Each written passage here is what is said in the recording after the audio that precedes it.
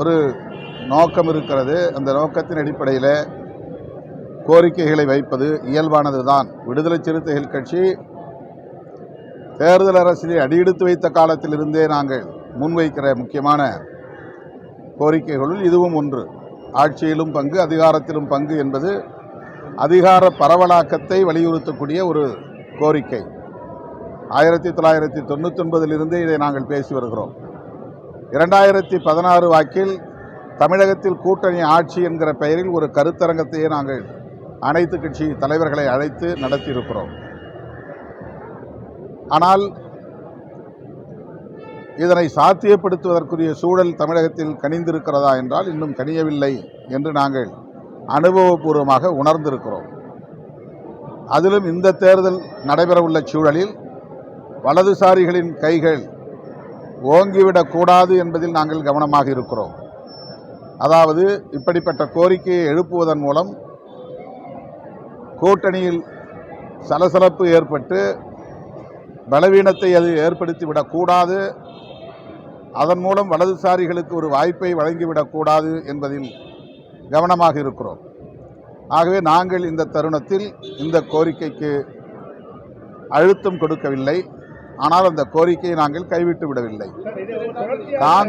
காங்கிரஸ் இப்படி ஒரு கோரிக்கையை வைக்கிறது என்று சொன்னால் காங்கிரசுக்கு அந்த உரிமை இருக்கிறது. அது கட்சிக்குள்ளே, கூட்டணிக்குள்ளே பேசி தீர்க்கப்படும். முதலமைச்சர் இது குறித்த விளக்கத்தை ஏற்கனவே தந்திருக்கிறார். தமிழ்நாட்டு அரசியல் சூழலுக்கு அது பொருந்தாது என்று சொல்லியிருக்கிறார். பொருந்தாது என்பதனால் காங்கிரஸ் அந்த கோரிக்கையை மறுபடியும் எழுப்பக்கூடாது என்று இல்லை. அப்படி எழுப்புவதனால் கூட்டணி இதனால் சிதறிவிடும் என்று பலரும் எதிர்பார்க்கிறார்கள். நான் நம்புகிறேன் காங்கிரஸ் திமுக கூட்டணியில் நீடிக்கும்.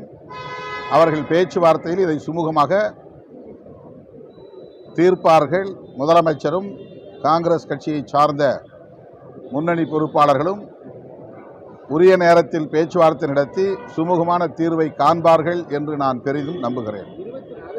ஏற்கனவே டெல்லிக்கு எல்லோரையும் வரவழைத்து கூட்டணி தொடர்பாக யாரும் வாய்க்கு வந்தபடி பேசக்கூடாது என்று அறிவுறுத்தியதாக ஊடகங்களில் நாம் பார்த்தோம். அப்படி அவர்கள் திரும்ப திரும்ப பேசுகிறார்கள் என்று சொன்னால் அதனை வைத்து கூட்டணி இரண்டு கட்சிகளுக்கும் இடையிலான தலைமை ஒரு முடிவுக்கு வந்துவிடாது.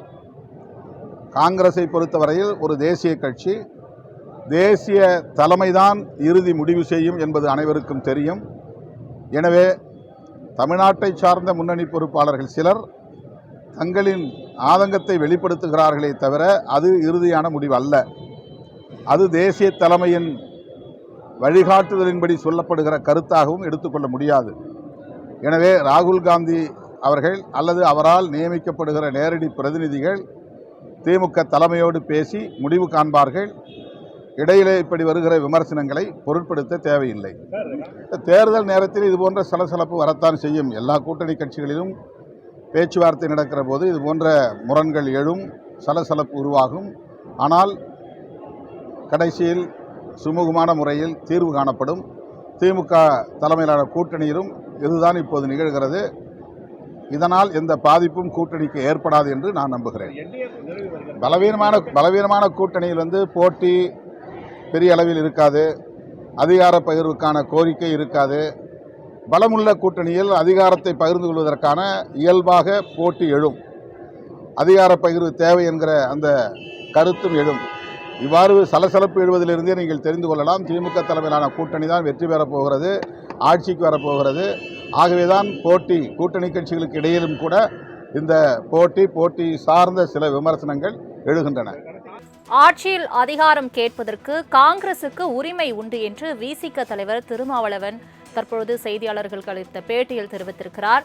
ஆட்சி அதிகாரத்தை சாத்தியப்படுத்துவதற்கான சூழல் இருக்கிறதா என்றால் அனுபவபூர்வமாக இல்லை என்றும் அவர் கூறியிருக்கிறார்.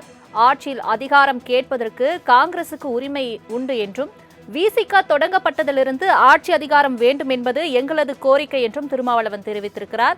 அதேபோல் நாங்கள் திமுகவுக்கு இந்த முறை அழுத்தம் கொடுக்கவில்லை, ஆனால் எங்களது கோரிக்கையாக இருக்கிறது என்றும் அவர் தெரிவித்திருக்கிறார்.